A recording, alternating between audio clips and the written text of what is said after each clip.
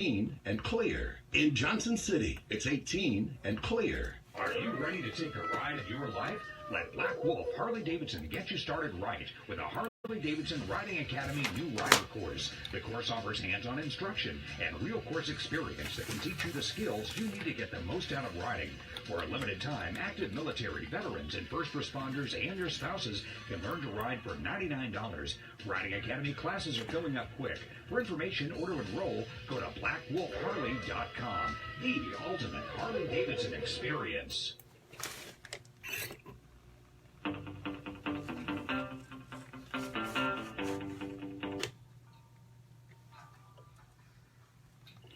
I will say this about being so cold. It's at least easier to breathe. You ever notice that it's easier to breathe when the weather is really cold and all that?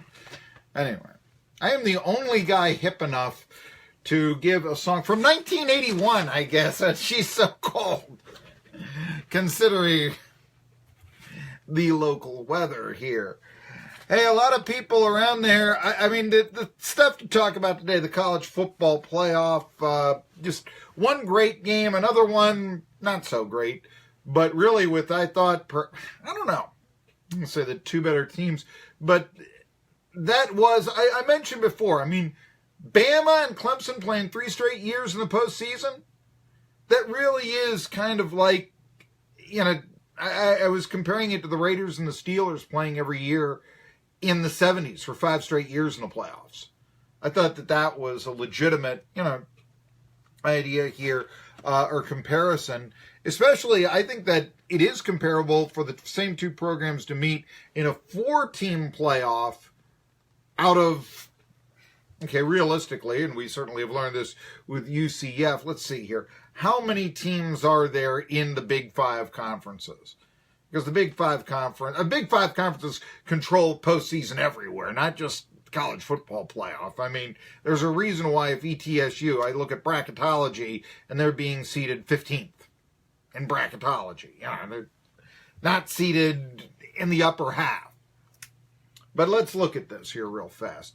You've got in the postseason this year, let's see here, in the Big Ten, you have 14 teams, which makes a lot of sense. About as much sense as the 10 Big 12 teams. That's 24. 14 in the SEC brings us up to 38. 12 in the Pac-12 brings us to 50. And there are 14, so there's 64. Really, there are 64 teams that play for a national championship. You can argue if Kansas is really playing for a national championship, but I guess that's sort of like saying the Browns are playing for the Super Bowl every season, you know, that sort of thing. Okay. But nevertheless, you've got a circumstance where is it more impressive for out of 14 teams, 2 teams to meet in the playoffs for 5 straight years, or out of 64 for 2 teams to meet in the playoffs 3 straight years? I think that it's more impressive, the 64 here. Hello, hey, Tri-City Sports Now, you're on the air. Are y'all be broadcasting the Blue Devil game tonight? We will not do it tonight, but we will be doing it from Sullivan East. You will be tonight at Sullivan East? Sullivan East on the 5th, okay? Sir? We'll be doing Sullivan East on the 5th. Okay, thank you, sir. You're welcome. All right, Tri-City Sports Now. We are also, because of our Irwin location, we've been carrying the Blue Devils games, Unicoi County Blue Devils, for many, many years. Nice story, by the way, in the paper about Trevor Hensley, who is becoming, I guess he is about 3 games away from being the first 2,000-point scorer in Unicoi County basketball history. There you are. Of course, Clay Simpson out for the rest of the year with a knee injury. Reportedly had knee surgery on December 26th. You know something?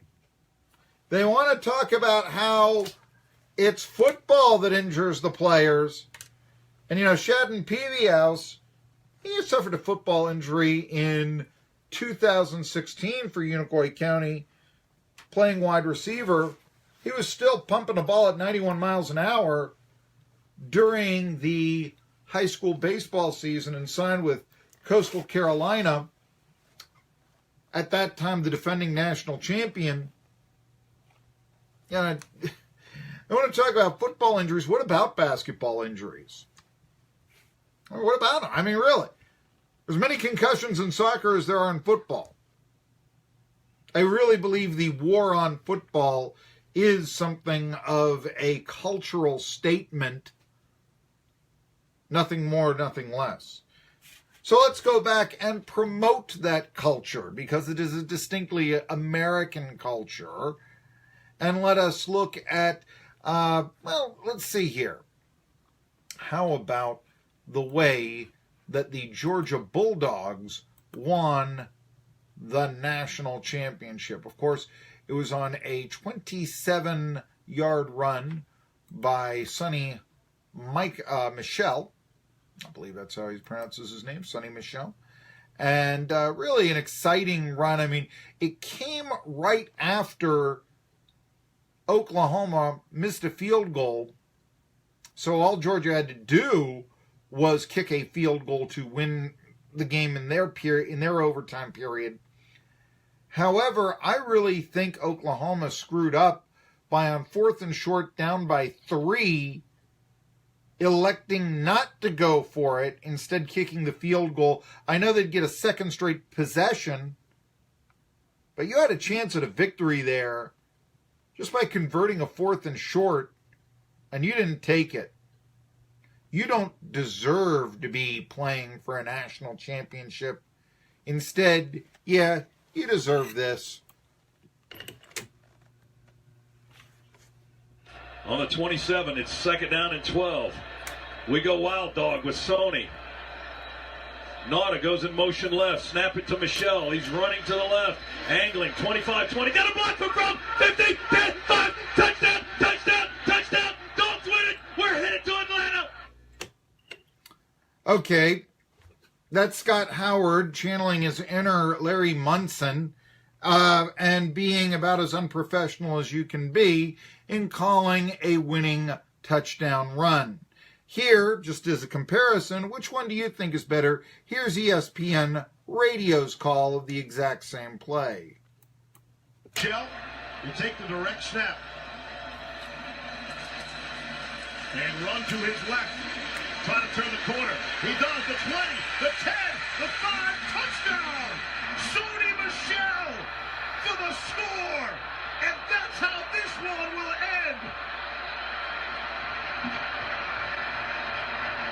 27-yard touchdown out of the Wildcat. And Georgia pours onto the field. The third-ranked Bulldogs will play for the national championship 1 week from tonight in Atlanta. Michel, for him, it was he giveth and he taketh. Here, of course, was the giveth, which looked like it was going to give Oklahoma a spot in the national title game next Monday. Trump gets it, hands off to Sony Michel. What a hold up! Well, that's actually not correct. Hold on. Let's stop that right there. This is the play we wanted. Michel running left, stretched out, then in the backfield, steps out of one tackle, chopped under, he fumbled it! Picks off, Stephen Parker on the run, 30, makes a cut, 25, 20, they're not gonna get it! It's a touchdown! Oh, Norma! You know, when we do call Unicoi County Blue Devil Sports, we try to be a little more professional than that. Yeah, nothing is worse than, I don't know, I guess, you know, the hometown announcer. But Michel, I mean, yeah, he giveth that, and he taketh. Here's another time where he taketh. Trump gets it, hands off to Sony Michel. What a hold down the right side. 10-5, touchdown. Sony Michel rips off another big one, this time for 38 yards. And we are an extra point away from a tie game. Or you could do this. 3rd and 7 here from the Sooner 38-yard line. Michel's in the backfield with Fromm. Play clock at 5, at 4. They're still getting straight. Fromm asks for the ball, gets it. Sony, big hole right tackle, 30, 25, 20, 15. He's got blockers, 10, 5. decaffeinated coffee not popular in the Peach State. If you want to hear a professional call from a team announcer, well, it's Eli Gold. Of course, he's worked network for so long. Here is music to my ears.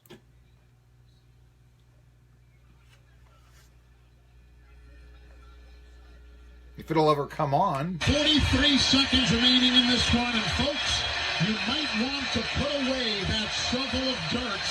It's not time to bury the Bama dynasty.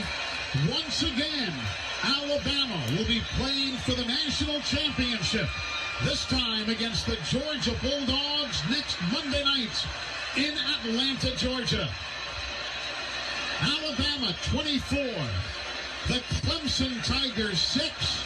The Crimson Tide win the national semifinal here in New Orleans. I mean, how much better of a call is that, really? I mean, Eli also, he was appealing to his fan base, no question. You know, don't take that shovel out just yet.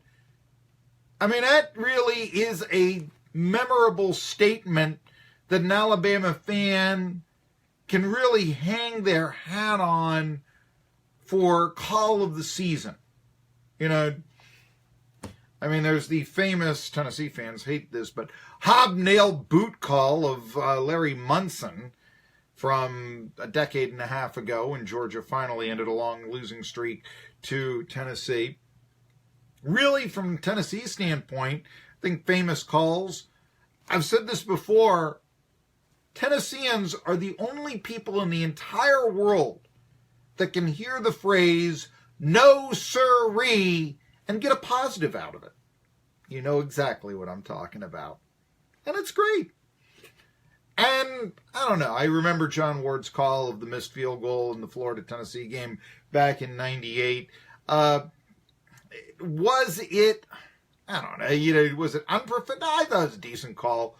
Ward has, there are a lot of things that I will take from Ward in calling play-by-play myself. For instance, ball player intercepts a ball, and I can't read the number. And Ward used to do this a lot, and especially because back in the day, the orange on white with no black outline around the number is just impossible to read. Totally impossible to read. So what I would do is I would take a page out of John Ward's book, which might be something like, you know, the pass is intercepted. He's at the 50, the 40, the 30, the 20, the 10. I have, on occasion, stolen 5, 4, 3, 2, 1. Man's iconic. Come on. And then say, touchdown, Owen Nicholson, who's a defensive back that I believe led the 4-county area, Unicoi County, Carter County, Washington County, and Johnson County in tackles this year, I believe. He was a defensive back, a safety for Unicoi County. Okay, if you want to know who Owen Nicholson is. But it could be anybody, you know. And you could be talking about, I don't know, you know, touchdown, Cody Sensabaugh, you know, whatever, you know. But, you know, touchdown, Richard Sherman. I mean, in interception return, what have you, you know. But those were some of the cuts on what happened yesterday. Again, I really, really have to criticize Oklahoma for not going for it on 4th down when they had a chance to win the game. You don't take that play, you deserve to lose as far as I'm concerned. Now, one of the things, I guess, that was also discussed a little bit in the wake of Alabama beating Clemson and doing it rather impressively by the score of 24-6, Nick Saban was yelling at his offensive coordinator. He does that from time to time during the ball game. Here's why he said that he was yelling at Lane Kiffin's got to feel a lot better, right? You couldn't tell? Well, you know, I wanted to take the air out of the ball and run the ball and shrink the clock and shrink the game. And we threw a couple passes back to back. And They turned out to be negative plays, so, I guess I was being a bit of a fan. The fans always, if it works, it's a good play, and if it doesn't work, it's a bad play. So I was being a bit of a fan. But I thought in that situation in the game, we should have tried to take the air out of it and run the ball and shrink the game, especially being up 18 points. I got to tell you something. This is what worries me about Alabama in the future. I really think that the comments that Nick Saban gives and all that, why would you go there? I know you can say, well, it's the best college football program in America, Marky. That's fine. And if you're from Alabama and you grew up rooting for, I get it. I get the prestige and all that. But it's the prestige of the program, in my opinion. You really want to play for that surly guy? I mean, seriously, is that the guy you want to play for? Whereas compared to, I don't know, who's actually coming out pretty well ahead is, well, certainly Dabo Swinney, but in the same state, Will Muschamp. And, you got Jake Bentley coming back for his junior year. You saw what South Carolina did against Michigan, which may be something of a sinking ship. More on that a little bit later. But Will Muschamp is talking about the future being bright at South Carolina, and I got to agree with him. All three phases, a really great team win for us. 9th win for this year, only the 7th team in school history to do that. But all the arrows are pointing up for us. Our administration's investing in our program, our football operations building, the things that we're doing to be successful. We're going to have those trophies soon, and I'm looking forward to our future. Yeah, I would say teams of the future in the SEC, I really do believe South Carolina and certainly Georgia. And there's even how Kirby Smart is, modeling his program kind of after Alabama, but better. Florida, obviously Dan Mullen down there. Florida, I think, is the program, because it's where the players are in the SEC. I mean, I got to fight for them with other programs. I get that.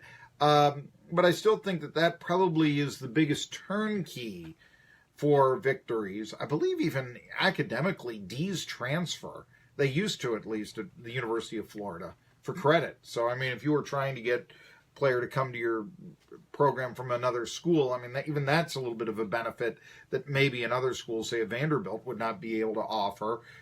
Admittedly, it would seem to me that if Florida and Vanderbilt were recruiting for the same player, that Florida would have a distinct advantage, perhaps instinctive if the guy is from Gainesville. If the guy's from Nashville, maybe the Commodores have an instinctive advantage. But nevertheless, you've got a circumstance right there where, up-and-coming programs in the SEC, Tennessee's got they've got a major rebuilding project, and they've got a lot of competition that they did not have. In the 90s, it was beat Florida. That's all you had to do. Alabama was going down. Florida was the only, Georgia was lousy with Ray Goff. South Carolina would go 0-11. Vanderbilt would go 1-10. So would Kentucky. There was no Missouri. I mean, these are easy victories. Who could not beat them if they were competent? But then you take a look at what the conference is now. There's no easy victory, as certainly it was proven this year, since Tennessee went 0-8 in the SEC. There's no easy victory. By the way, that's one of the things they talk about, what's the best conference. And from a bottom-heavy, but not only top-heavy, but bottom-heavy, if you were comparing the SEC to the Big Ten, you have to give the SEC. I mean, Tennessee's 4-8. You don't want to brag on 4-8 teams, but the worst team in the Big Ten is 2-10. That's Illinois. So that's something to think about here. Bottom-heavy. There are no easy victories. I know it sounds like a cliche, but it's true. There are easy victories in the Big Ten. And there are. It's called Illinois. It's called Rutgers. It's called Indiana. Compare that to, I don't know, what's the easy victory in the SEC? Ole Miss? Yeah, I'd take Ole Miss over those programs, I got to tell you. Maybe the easy victory, here's the thing that was hard to digest. Last year, the easy victory was Tennessee. Hey, what teams are your favorite NFL teams going to play? What, did that make any sense? Your favorite NFL teams, who will they play next year? I'll tell you on Tri-City Sports Now, coming up after this. For holiday gift giving, holiday parties, let Happy Hour Tri-City